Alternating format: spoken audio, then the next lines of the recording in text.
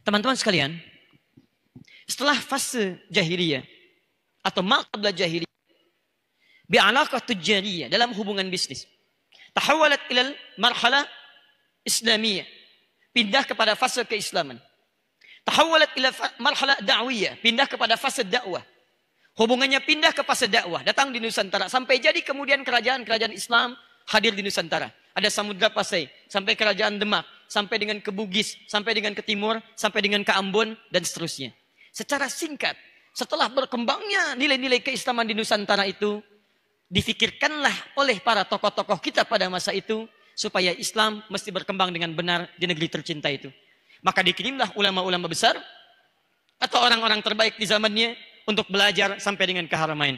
Dan tidak banyak orang tahu, bahwa di antara sekian orang-orang besar yang dikirim itu, ada yang menetap menjadi mufti di Masjidil Haram, ada yang kemudian kembali mendirikan ormas-ormas besar sampai dengan saat ini, dan tidak banyak orang mengetahui bahwa dengan kesungguhan mereka pada masa itu, hadirlah kita pada saat ini, dan pada akhirnya nanti saya akan tutup, bahkan berdirinya Negara Kesatuan Republik Indonesia tidak akan pernah terpisahkan dari hubungan antara Haramain dengan Nusantara.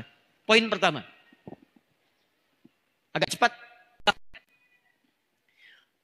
Di antara yang pernah belajar sampai dengan ke Haramain, di antara ulama-ulama kita yang kemudian jadi mufti di sana, satu, ada Syekh Ahmad Khatib dari Minangkabau, dan kemudian beliau perkenalkan namanya dengan nama daerahnya, Ahmad Khatib Al-Minangkabawi.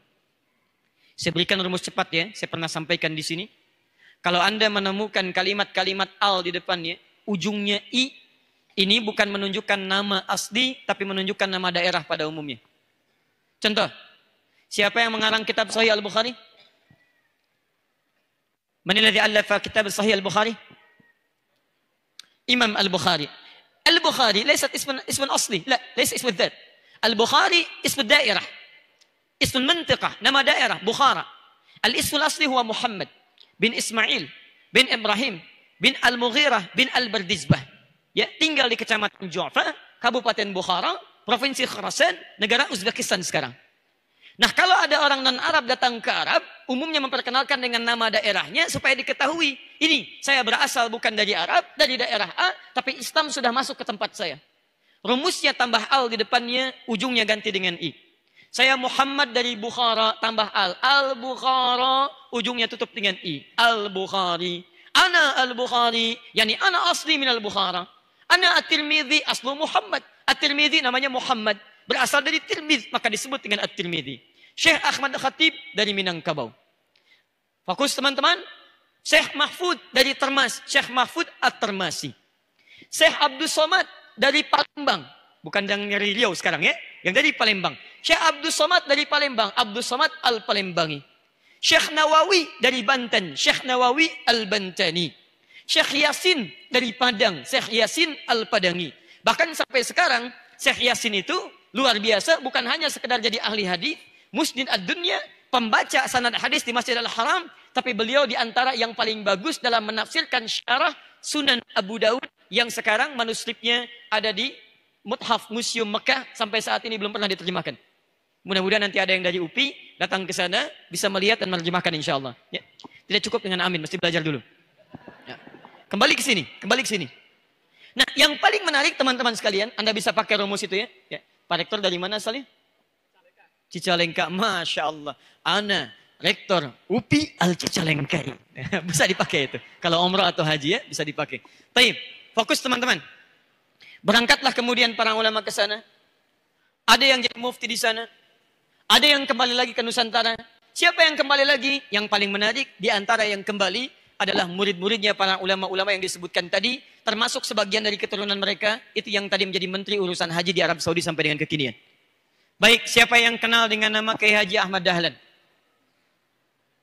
Kenal di mana tuh? Baik. Lihat Kiai Haji Ahmad Dahlan. Siapa yang kenal dengan Kiai Haji Muhammad Hashim bin Ash'ari? Luar biasa. Taib, Kiai Haji Ahmad Dahlan mendirikan apa? Muhammadiyah, tanggal berapa? 18 November 1912. Kiai Haji Muhammad Hashim bin Ash'ari mendirikan apa? Nahdlatul Ulama. Tanggal berapa? Tahun berapa? Bukan. Jangan ngarang. Mengarang cuma ada di pelajaran bahasa Indonesia. Ya. 31 Januari 1926. Tidak banyak orang mengetahui kalau dua ulama besar ini adalah muridnya, di antaranya Syekh Ahmad Khatib Al-Minangkabawi. Belajar bersama kemudian ilmu falak, dasar bahasa Arab, dasar keislaman di Semarang pada Kiai Haji Soleh Darat. Berangkat kemudian ke Mekah, berguru di sana. Walaupun nanti pada akhirnya keduanya berdakwah dengan cara yang berbeda. Kiai Haji Hashim Muhammad Hashim bin Ash'ari lebih fokus kepada urusan hadis, mengambil kemudian sanad-sanad hadis sampai beliau punya sanad Imam Al-Bukhari, Sahih Al-Bukhari, sanad Sahih Muslim, sanad Sunan Abu Daud, sanad Sunan An-Nasai, sanad-sanad yang lainnya, dan fokus pada penulisan kitab-kitab keislaman. Menulis 19 kitab dari kitab pertama sampai dengan kitab terakhirnya. Sampai nanti mendirikan Ormas Nahdlatul Ulama. Kiai Haji Ahmad Dahlan ini juga muridnya. Anda bayangkan, murid Syekh Ahmad Khatib Al-Minangkabawi. Pulang ke Nusantara, kalau saudara yang tadi fokus pada urusan penulisan, maka yang ini fokus pada urusan pengamalan dakwah langsung dalam nilai-nilai keseharian. Maka kalau yang satu menulis, ini yang menerangkan isi tulisannya. Beliau mendakwahkan isi Quran, mendakwahkan isi hadis. Dalam bentuk apa? Ada ta'lim, ada kemudian bikin sekolah, ada kemudian bikin pengobatan dan sebagainya. Dan tidak banyak orang tahu. Ternyata dua orang ini itu adalah keturunan dari Nabi Muhammad SAW. Kiai Haji Ahmad Dahlan bin Kiai Haji Abu Bakar bin Kiai Haji bin Kiai Ilyas bin Kiai Sulaiman bin Demang Jurang Juru Kapindo bin Demang Jurang Juru Sapisan bin Kiai Gerbek. Siapa Kiai Gerbek ini? Keturunan dari Sunan Giri, Raden Ainul Yakin. Siapa Raden Ainul Yakin ini? Adalah keturunan dari Maulana Ishaq. Siapa Maulana Ishaq ini? Anak dari Ahmad Jamalil Kubra. Siapa Ahmad Jamalil Kubra? Anak keturunan dari Ali Zainal Al-Kabir. Siapa Ali Zainal Al-Kabir? Keturunan dari Ali Zainal Abidin. Siapa Ali Zainal Abidin? Keturunan dari Sayyidina Husain radhiyallahu taala anhu. Siapa Sayyidina Husain? Anak adik daripada Al-Hasan. Siapa Al-Hasan? Anak daripada Ali bin Abi Thalib radhiyallahu taala anhu. Siapa Ali bin Abi Thalib? Suami dari Fatimah Az-Zahra radhiyallahu taala anha. Siapa Fatimah Az-Zahra? Putri Muhammad sallallahu alaihi wasallam bin Abdullah bin Abdul Muttalib bin Hashim bin Abdul Manaf bin Qusay bin Murrah bin Kilab bin Ka'ab bin Ghalib bin Fihir bin Malik bin Nadar bin Kinana bin Khuzaimah bin Mudrika bin Ilyas alaihissalam bin Nizar bin Mudar bin Ma'ad bin Adnan bin Addi bin Adri bin Muqawwam bin Nagur bin Tarikh bin Ya'rub bin Yasjub bin Nabit bin Ismail alaihissalam bin Ibrahim alaihissalam bin Azar atau bin Nahur bin Abir bin Kinan bin Al-Fakhshad bin Sam bin Nuh alaihissalam bin Matushalah bin Kinan bin Anwas bin Thith bin Adam alaihissalam. Ayo terjemahkan, terjem. Yang Anda bayangkan, yang datang ke Haramain ulama besar, datang ke Haramain keturunan Nabi, datang ke Haramain untuk belajar, datang ke Haramain untuk menimba ilmu, pulang dari Haramain mengajar, pulang dari Haramain mendirikan ormas besar, pulang dari Haramain berdakwah. Luar biasa. Di sejak zaman dulu ketika datang haji, umrah, belajar. Tidak ada yang datang ke sana baca undang-undang dasar misalnya. Atau baca Pancasila.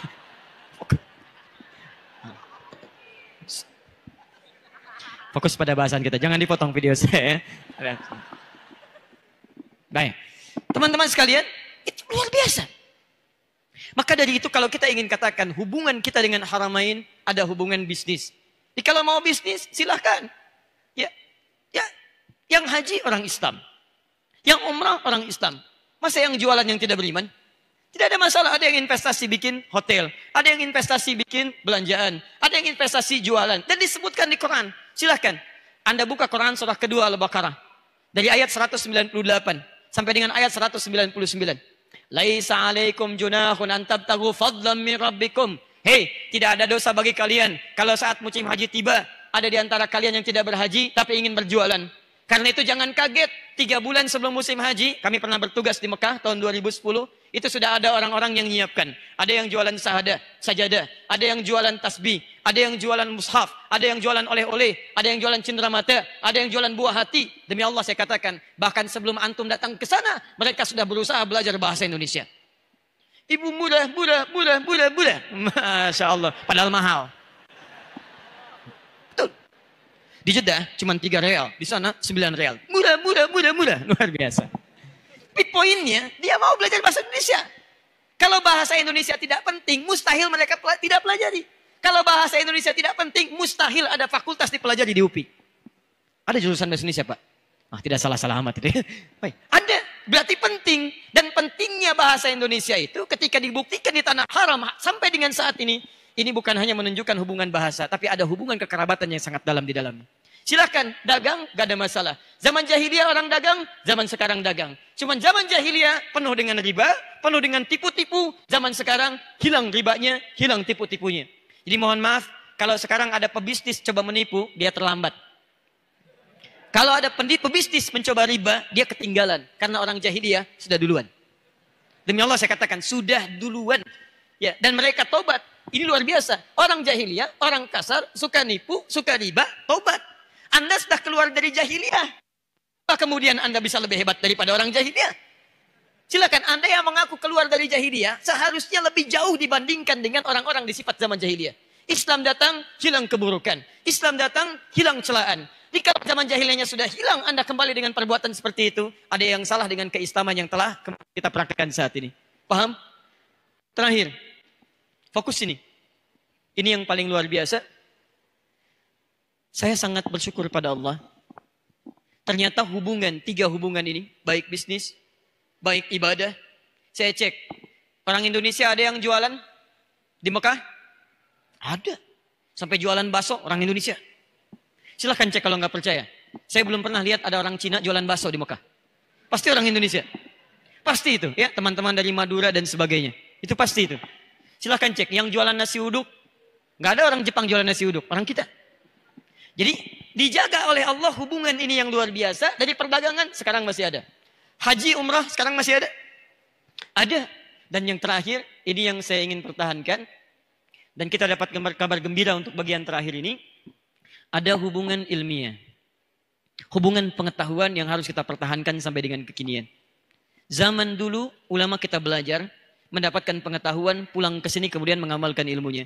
Maka saya mohon zaman sekarang supaya tidak terputus nilai-nilai hubungan keilmuan itu, kita harus kembali kembangkan hubungan itu untuk mengembangkan nilai-nilai keislaman kita sampai dengan di masa yang akan datang. Kalau dulu kampusnya ada di Mekah, ada di Madinah dalam bentuk masjid, sekarang terbuka, di Mekah ada Ummul Qura, di Madinah ada Jamiah Islamiyah, ada juga kemudian di Jeddah, King Abdul Aziz University, cabangnya dibuka di beberapa tempat di dunia ini.